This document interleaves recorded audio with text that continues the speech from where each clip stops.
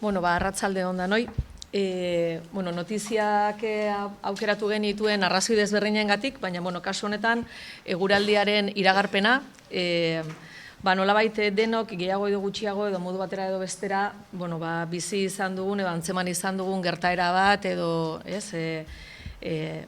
egoera bat izan dalako, begirada ekofeminista batetik iruditzen zitzaigun bazala helduleku interesgarri bat.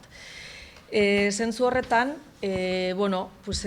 jasota dugu nola gertaera atmosferikoak ez direla elementu isolatuak, bizitzen ari garen eguraldiaren temperaturak eta lehorteak, haizeteak, uholdeak eta bestelakoak Euskal Herrian ere, ez direla anekdota hutsak. Eta zentzu horretan irakurri behar ditugula elkar lotuta dauden eta elkarrera egina duten hainbat ondorio sortzen dituzten bezala, ondorio ekologiko, sozial, politiko eta kultural desberdinak.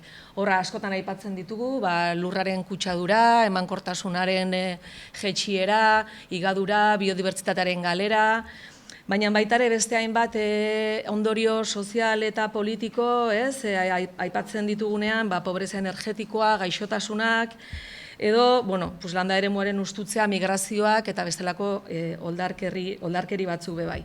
Eta zentzu horretan ere, muturreko egoera edo gertaera honetan, azpimarratzen dugu emakumeak eta jendarteko eremu zaurgarrienak zuzeneko eta ondorio larriagoak ere bizi dituztela eta gaina bizitzeko arriskua areagotzen doala, besteak beste, elikadurari lotuta, uraren eskuragarritasuna, energia eta abar.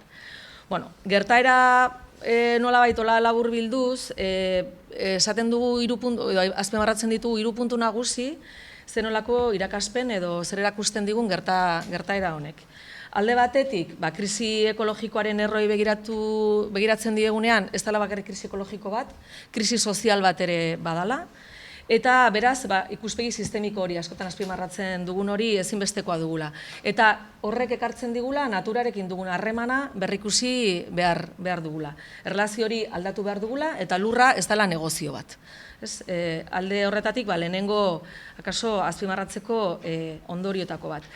Bestetik, sistemak bere izaera perpetuatzeko ere, beldurrean, blokeoan, alarmismoaren logika indartzen duela, baita ere produktibismoan oinarritutako irtenbide faltsuak, eta zentzu horretan salatzen dugu zuriketa berdea, eta alde horretatik begirada kritikoa behar dugula izan, korporazioen megaproiektuen lurraldean privatizazioa eta ustiapenean sakontzen dutelako.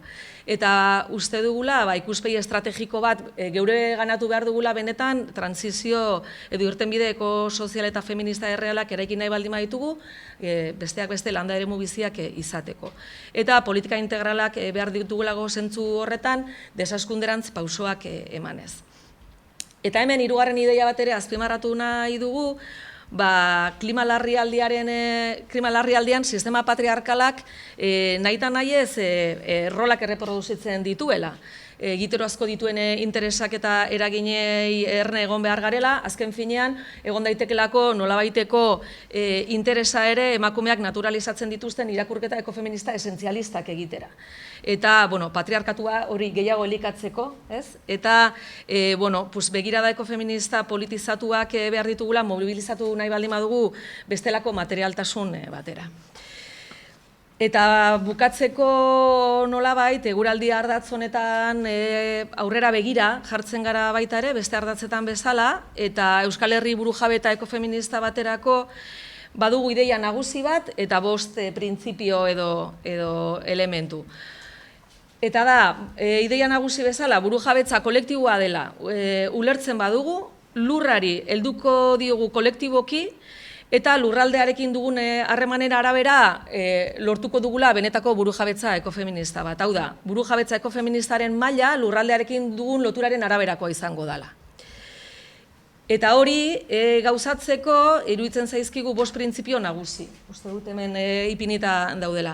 Batetik proiektuak kolektibizazio ikuspegi batetik, kolektiboak eta desprivatizazioaren ikuspegi batetik, hau da, desmerkantilizazioa eta desfamiliarizazioaren ikuspegi batetik garatzea, publiko komunitarioaren bidez.